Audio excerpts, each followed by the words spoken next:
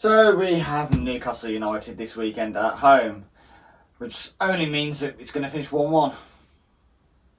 Yeah. It's a quick preview to the Wolves versus Newcastle game that's happening this Saturday at 3 p.m.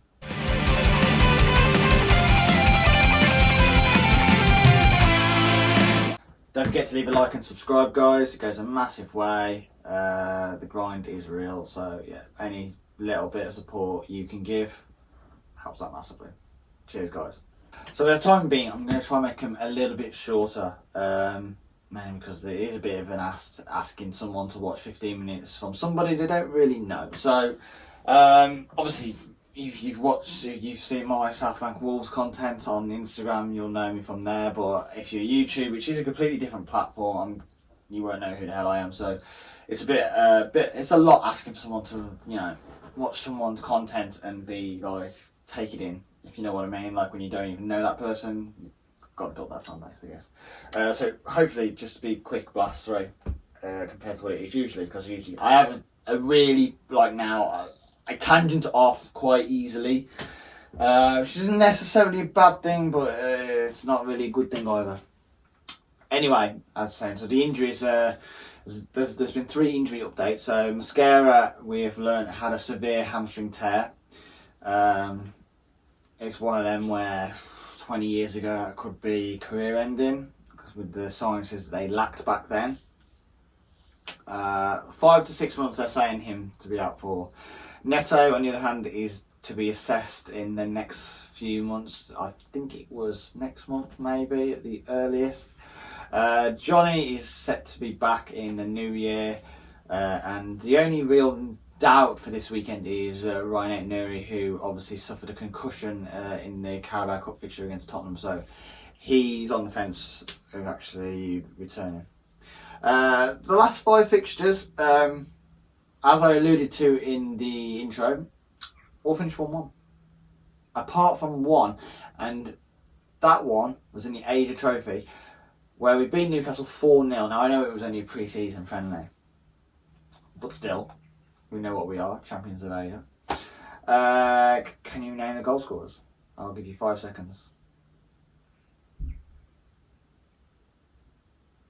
So, we had Morgan Gibbs-White, we had a brace from Jota, and we also had an own goal going in our favour. So yeah, 4-0 winners.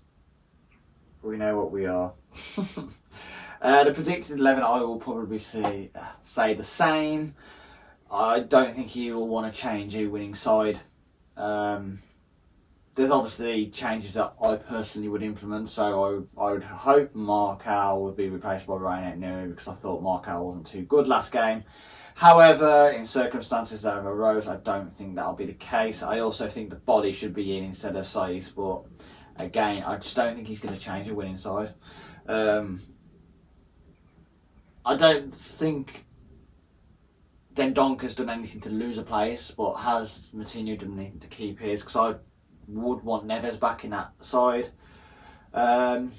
It's one of them where we can only see now if this team can start putting a run together. We ideally need to start taking some points at home, which is what we seem to be lacking at the moment.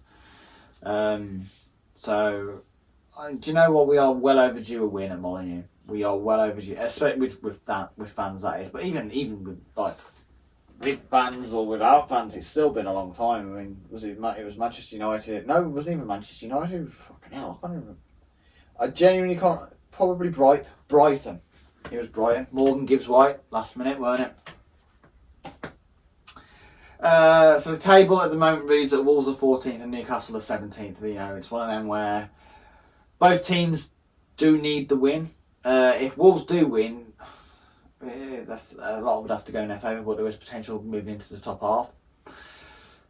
But yeah, our visitors this weekend are Newcastle United, and I've picked out 2 players, as I always do now. I have a one to watch and a danger man. So the one to watch, I've gone for Joe Willock, assuming that he's fit.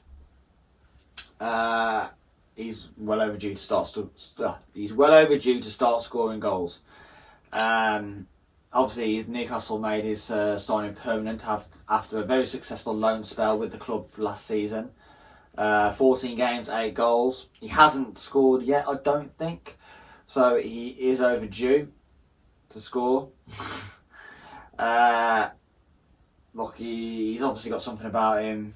I think he's got that arrogance about him, especially when Newcastle were trying to sign him, and the wage and the fee that he wanted, and the assurances he was going to have and put in his contract. That's what I learned about that deal. I don't actually know the ins and outs of it, but I've got to assume that if a big club comes along, he's got the option to move without any questions.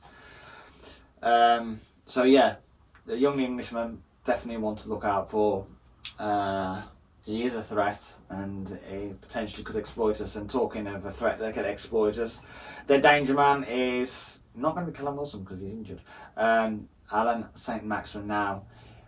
I know this is going to not go down quite well with some of you guys, but I genuinely think he's a better version than Adama Traore. He scores, he assists, he's not, well, he's quick. He's probably not as quick as Adama, but at the end of the day, if it was a running race, I'd have Adama.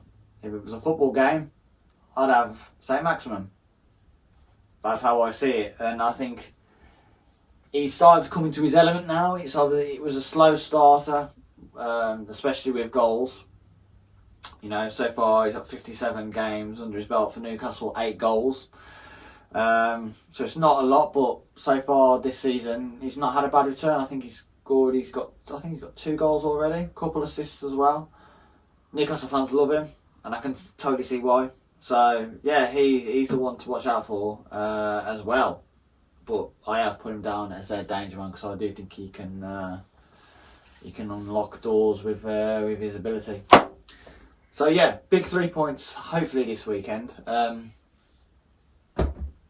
forget to leave a like and subscribe. I mean, it goes a massive, massive, massive way to helping my channel grow.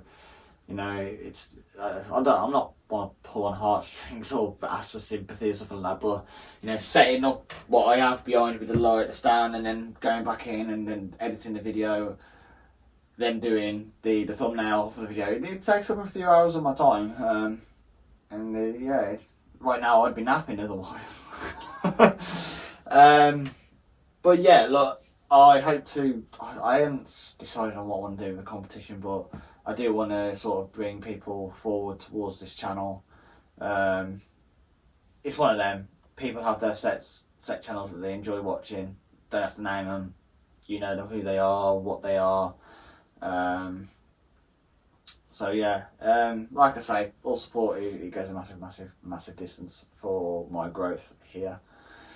So yeah, it means a lot, it really does. So yeah, thank you for watching, and I'll see you on the next one, because this content's not going away. Don't care if you don't subscribe or not. It's not going anywhere. And it'll get better. And that's the thing. You don't want to get left behind. Peace out, guys.